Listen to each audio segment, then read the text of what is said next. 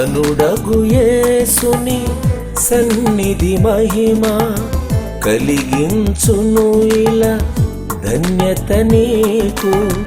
ఘనుడగు యేసుని సన్నిధి మహిమ కలిగించును ఇలా ధన్యత నీకు.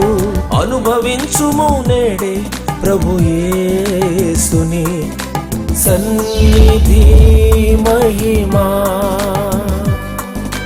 సన్నిధి మహిమా.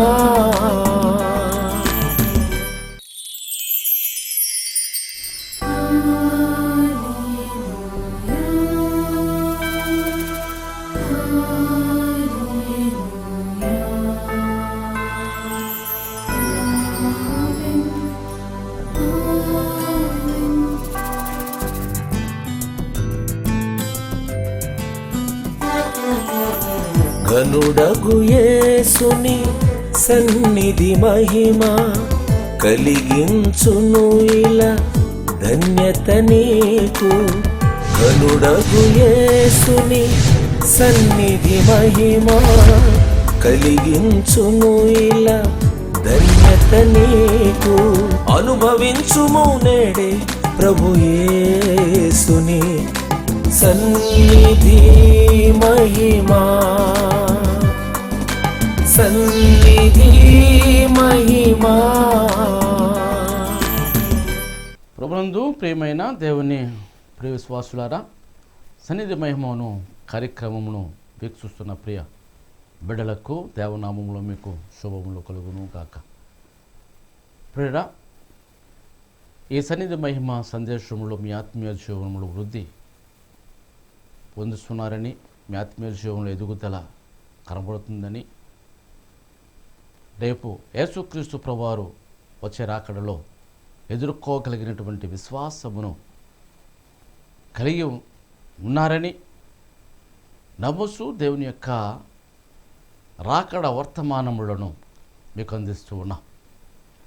ప్రార్థన చేసుకొని దేవుని వాక్య ధ్యానంలోనికి వెళ్దాం. ప్రార్థన. మహాపరిశుద్ధుడా, వందనాలు, స్తోత్రాలు. ప్రభు, మోక్షలోకములో నూతన యెరూషలేములో ఉన్నటువంటి 7 సంఘములు కలిగినటువంటి నైనా నీవు యోహాను గారి చేత వ్రాయించినటువంటి గొప్ప సంగతులను బట్టి మొదటి సంఘమైనటువంటి ఎఫెసీ సంఘంలో నీవు మొదటి ఎపిసోడ్లో ఇంట్రడక్షన్గా నీవు అందించిన రీతిని బట్టి, దానిని తరువాయి భాగముగా అందించుటకు నీవు ఇచ్చినటువంటి జ్ఞానమును బట్టి, శక్తిని బట్టి వందనాలు, స్తోత్రాలు.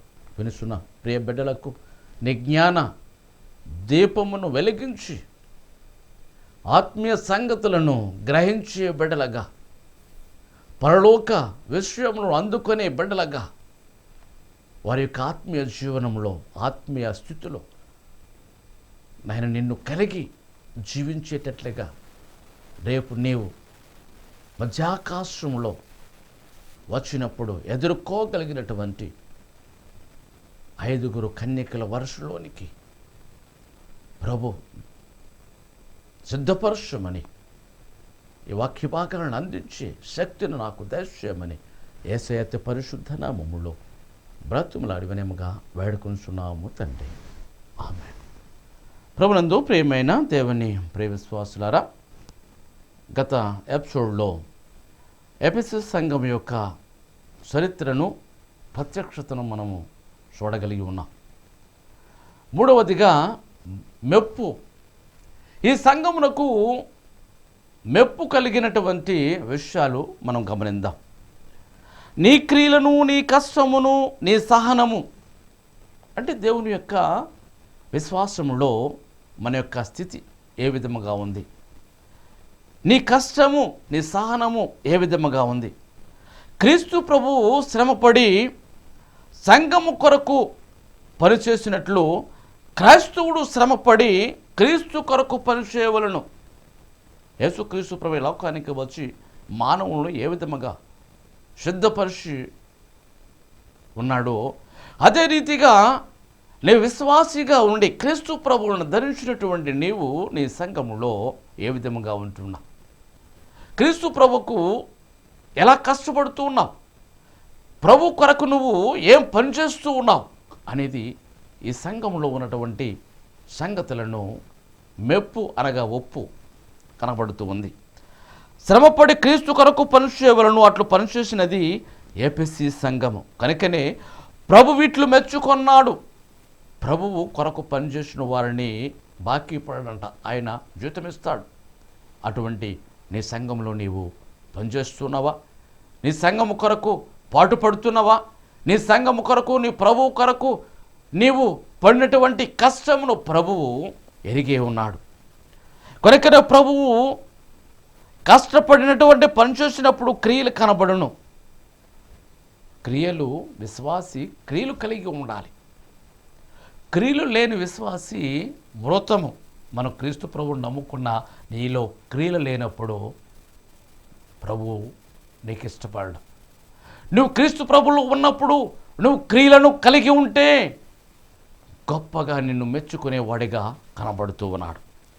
ఇట్లు క్రియలు కనబరుచున్నది ఈ ఎఫెసీ సంఘము, క్రియలు కలిగినది. కనుకనే ఎఫెసీ సంఘంలో ఉన్నటువంటి బిడ్డలు క్రియలు పనులు చేస్తున్న క్రీస్తు ప్రభు కొరకు శ్రమపడినటువంటి బిడ్డలుగా కనబడుతున్నారు. సంఘకాలంలో అపోస్తులుడైన పౌలు గారు మిగతా వారు శ్రమపడి పనిచేసి ఎంతో సహనమును కనబరిచి ప్రభు యొక్క నామము నిమిత్తము భారము భరించినటువంటి వారిగా కనబడుతూ ఉన్నారు. ప్రేమ సంఘములో ఎటువంటి భారమును కలిగి ఉన్నావు? ఎటువంటి శక్తిని ప్రభు కొరకు ఉపయోగిస్తూ ఉన్నావు అనేది మనకు కనబడుతూ ఉన్నది. అలాగే రెండవదిగా దుష్టులను సహింపలేవు, అబద్ధకులను తెలుసుకుంటేవి. నువ్వు ఇలాగా ప్రభు కొరకు పనిచేసినప్పుడు దుష్టులను సహించలేవు, అబద్ధకులను నువ్వు ఎటువంటి వారు కనుగోగలవు.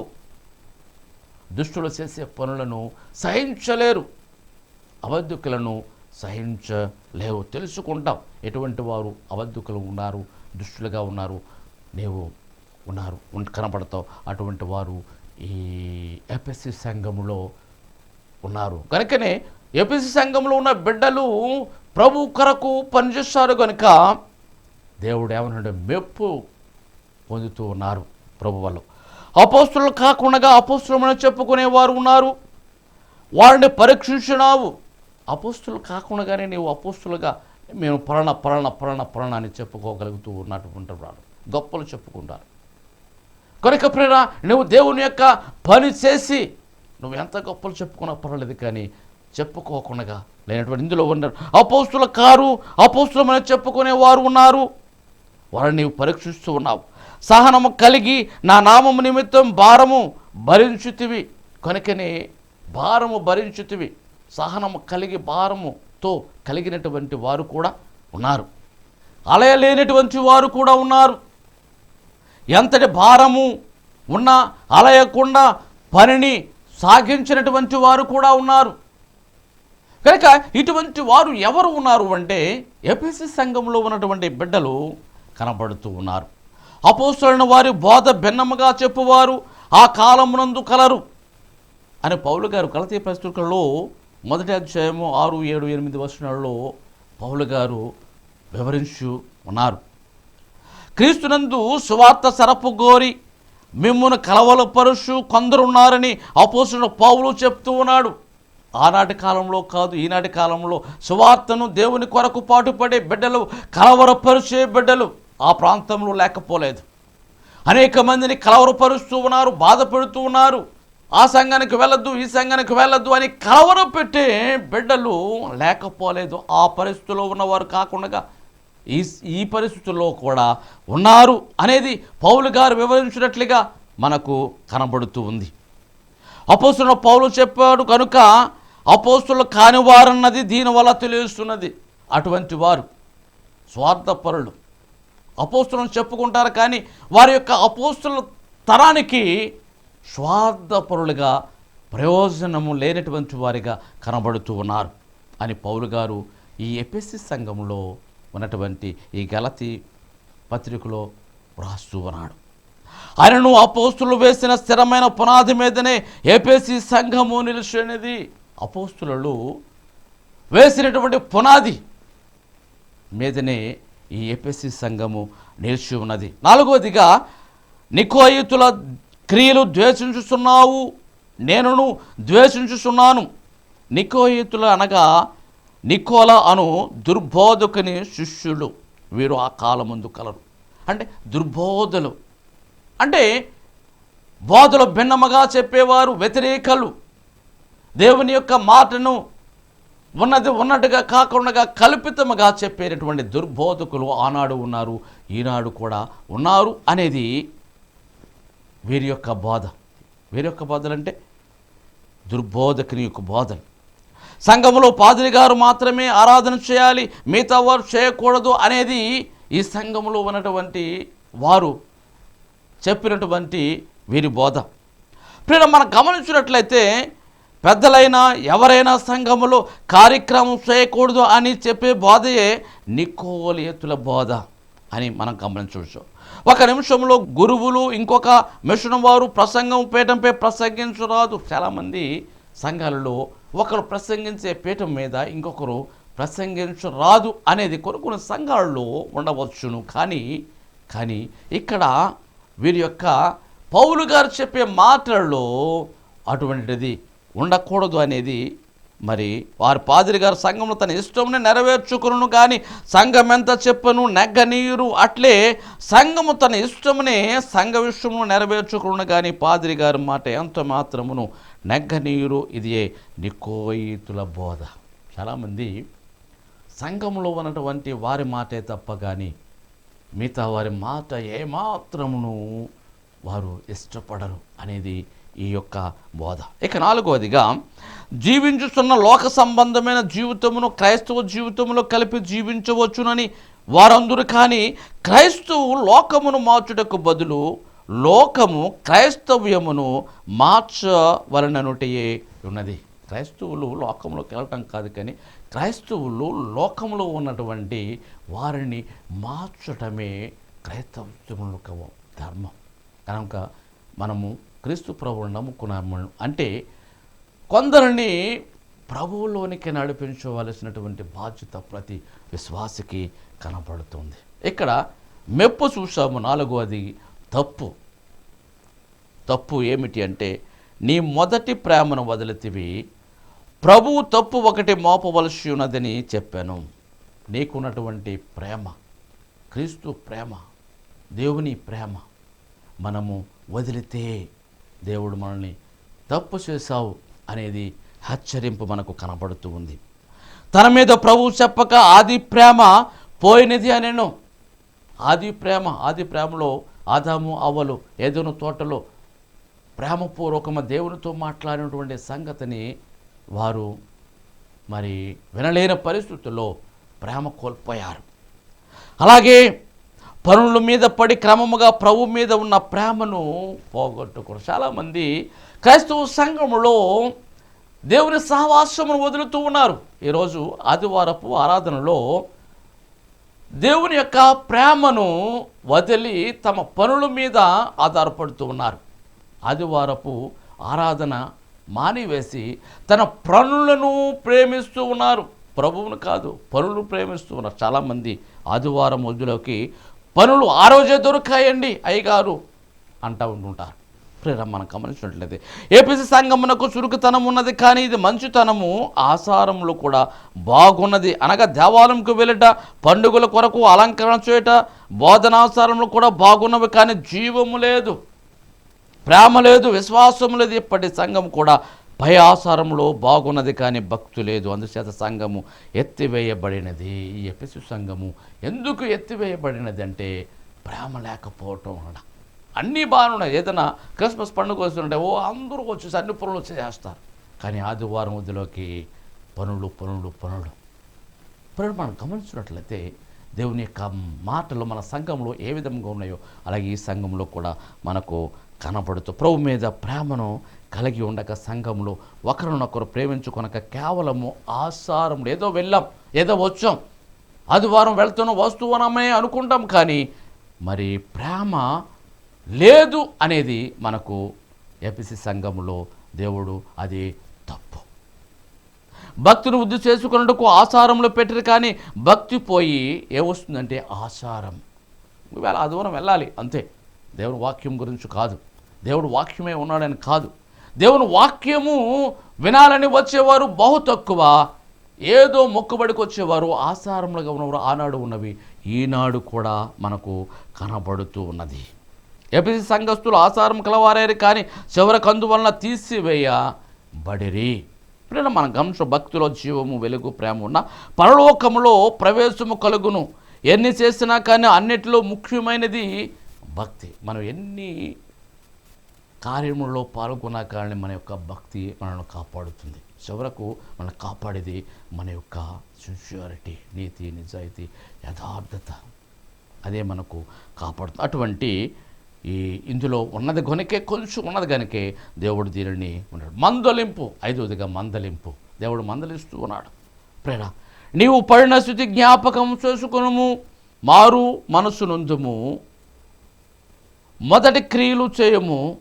ఎఫెసీ సంఘములో మారు మనసు అనగా పోగొట్టుకున్న స్థితిని తిరిగి సంపాదించుకోనికి మొదటి ప్రేమ లేదు గనక అది పొందుకొనము. నీవు పడిన స్థితి, నువ్వు ఎలా పడ్డావో, ఏ స్థితిలో పడిపోయావో అది జ్ఞాపకం ఉంచుకొని మారు మనసు పొందితేనే కానీ నీవు మరలా తిరిగి పోగొట్టుకున్నది తిరిగి నీకు సంపాదించుకోలేవు. మారు మనసు పొందుము అంటూ ఉన్నాడు. ప్రేర ఆరవదిగా శిక్ష. తప్పు చేసిన వారికి శిక్ష తప్పదు. అటువంటి శిక్ష సంఘములో చిన్న ఆసియాలో ఉన్న ఎఫెసీ సంఘమునకు దీపస్తంభమును తీసివేతున్న ప్రభు చెప్పిన 30 సంవత్సరములకు టర్కీ వారు దానిని స్వాధీనపరుచుకున్నదని ఎఫెసీ సంఘము లేదు. అలాగే కొన్ని సంఘములో ఏదో ఒక తప్పు చేయటం వల్ల ఆ సంఘములో తీసివేయబడుతూ ఉన్నది. భూలోక స్థానం తీసివేయబడిన కనుక ఇది భక్తులు స్థాపించినారు కనుక పరలోక స్థానంలో అక్కడ ఉండవచ్చు, కానీ భూలోకంలో ఉండవచ్చు. ఈ సంఘంలోని విశ్వాసులైనటువంటి పరిశుద్ధులు పరదేశులో అనేక మంది ఉన్నారు. పరదేశులు అనేక మంది ఉన్నారు, కానీ పరమందు ఈ సంఘం ఉన్నది. శిలువ మీద ప్రభువు మరియమ్మను యోహానుకు అప్పగించిన చరిత్ర కూడా ఇక్కడ టర్కీలో మనకు కనబడుతూ ఉన్నది ఒక ప్రదేశంలో. ఇప్పుడు మనం గమనించినట్లయితే దేవుని యొక్క లేఖనములో మనము కనబడుతుంది. ఈ ఎఫెసీ సంఘంలో ఉన్నటువంటి గొప్ప అంతస్తును మనము కనబడుతుంది. ఇక 7వదిగా మనము గమనిస్తే కోరిక లేక సలహా. నీకు ఒక కోరిక ఉండవచ్చు, లేకుంటే సలహా ఇస్తున్నాడు. పాత నిబంధన కాలం అంతటిని దేవుడు స్వరము వినబడుతుంది. పాత నిబంధన కాలంలో స్వరముతో మాట్లాడిన దేవుడు ప్రతి ఒక్కరిని, అబ్రాహామును పిలిచిన, మోషేని పిలిచిన, స్వరముతో మాట్లాడుతున్నాడు. సంఘ కాలంలో పరిశుద్ధాత్మ స్వరము వినబడుతుంది. అపోస్తల కార్యములో 8వ అధ్యాయం 29-39 వచనముల వరకు యేసుక్రీస్తు ప్రభువారు అపోస్తలులకు దేవుని యొక్క స్వరము, అలాగే 10, 19, 11, 12లో వ్రాసినటువంటి స్వరము మనకు కనబడుతుంది. బైబిల్లో వ్రాత పిమ్మట ఆత్మ సంఘములో స్వరము చెప్పుస్తూ ఉన్నటువంటి మాట మనకు వినబడుతూ ఉంది.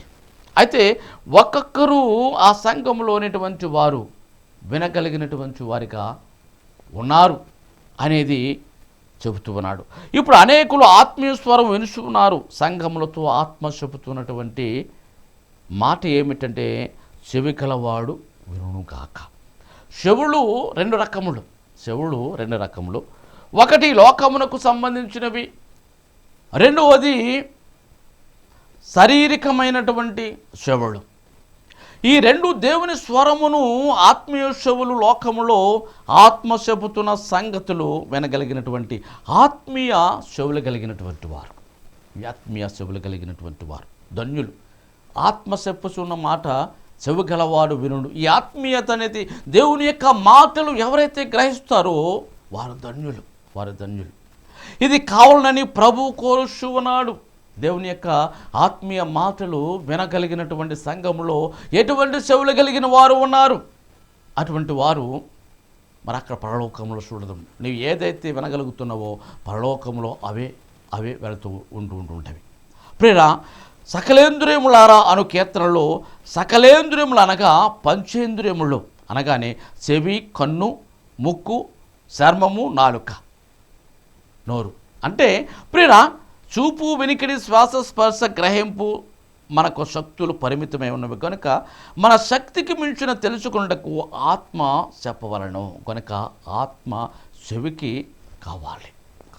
ఆత్మ చెప్తున్న మాటలు మనకు కావాలి. కనుక ఆత్మీయత మనకు కావాలి. ఆత్మీయత లేకపోతే మన జీవితంలో ఎదుగుదల ఉండదు. కనుక ఆత్మ చెబుతున్న మాట చెవి గలవాడు వినాలి. అటువంటి వింటే మనకు గొప్ప విజయం. అలాగే 8వ మాట ఏమిటంటే బహుమతి. ఈ సంఘానికి దేవుడు ఒక బహుమానమును ఇస్తున్నాడు. ఏమిటి ఆ బహుమానం అంటే జయించువానికి దేవుని పరదేశులోనున్న జీవవృక్ష ఫలములు భుజించును.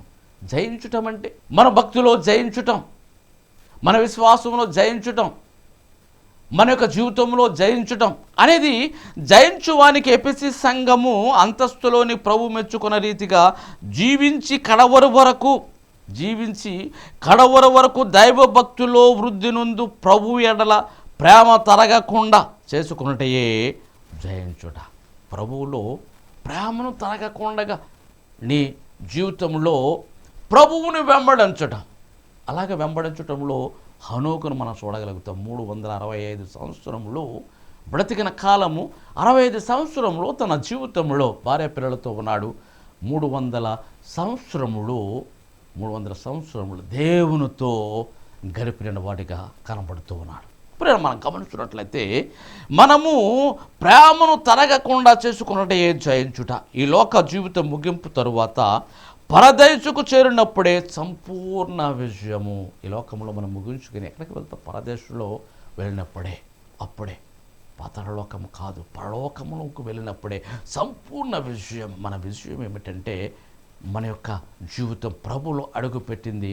మన విజయము ఏమిటంటే, మన జయము ఏమిటంటే ప్రభువును వెంబడించటం, ప్రభువులో మనకు ఉండటం. అదే విజయము. కనుక అటువంటి విజయమును సంపాదించడానికి దేవునితో వెంబడించాలి, దేవుణ్ణి కనుగొనాలి. దేవుని కనుగొనే భాగ్యమును మనకు కలిగినప్పుడు, దేవుని యొక్క మాటల్లో, దేవుని యొక్క భాగ్యంలో మనము ఉన్నప్పుడు మనకు విజయము వస్తాయి. కనుకనే మరి దేవుని యొక్క గ్రంథంలో ఎఫెసీ సంఘములో బహుమతి అనేది మనము చూడగలుగుతున్నాం. సంగతులు వచ్చే ఎపిసోడ్లో మనం వివరించుకుందాం. దేవుడి మాటలను దీవించి ఆశీర్వదించును గాక. ఆమేన్. ప్రార్థన చేసుకుందాం. మహాపరిశుద్ధుడా, వందనాలు, స్తోత్రాలు. ప్రభు సర్వశక్తిమంతుడా, సర్వోన్నతుడా, సర్వాంతర్యామి, రక్షణ మహాసంకల్పమును మోక్షలోకములో నైనా ఉన్నటువంటి మొదటి సంఘమైనటువంటి ఎఫెసీ సంఘములో నైనా కొన్ని అద్భుతమైనటువంటి మాటలను మీ నుంచి మేము నేర్చుకుంటున్నాం. ప్రభు వినుచున్న బిడ్డలో నైనా వారి కుటుంబములో, నైనా వారి సంఘములో నైనా ఏ విధముగా ఉంటున్నాము నైనా బయలుపరచండి. మీరు వినుచున్నటువంటి బిడ్డలలో సంఘములో ఏ విధముగా ఉండాలి, సంఘములో ప్రభుతో సహవాసం ఏ విధముగా చేయాలి అనేది నీ పరిపూర్ణమైనటువంటి ప్రేమను ఆయన ఉంచి ఆత్మ చెబుతున్న మాటలను గ్రహించి అటువంటి చెవి కలిగి ఉన్నవారుగా, ఆత్మీయ చెవి కలిగి ఉన్నవారుగా, విశ్వాస యొక్క జీవితంలో విజయము సంపాదించే బిడ్డగా, జయము పొందే బిడ్డగా,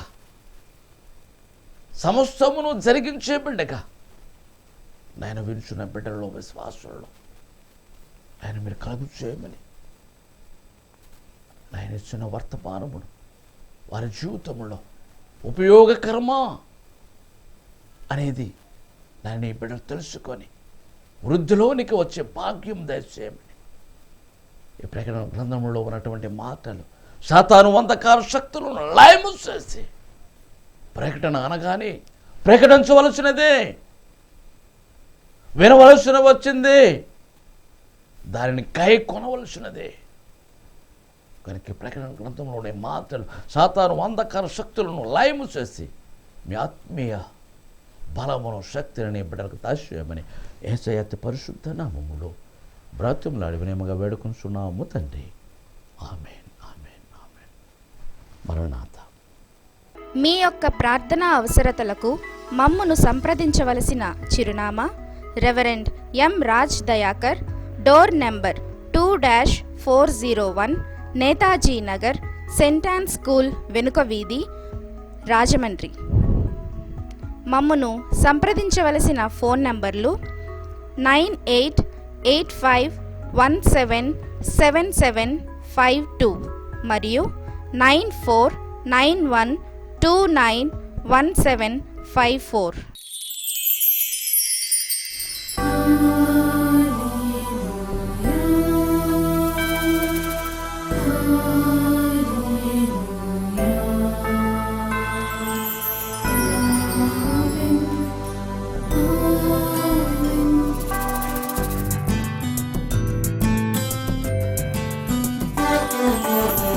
ఘనుడగు యేసుని సన్నిధి మహిమ కలిగించును ఇలా ధన్యత నీకు. ఘనుడగు యేసుని సన్నిధి మహిమ కలిగించును ఇలా ధన్యత నీకు. అనుభవించుము నేడే ప్రభు యేసుని సన్నిధి మహిమా, సన్నిధి మహిమా.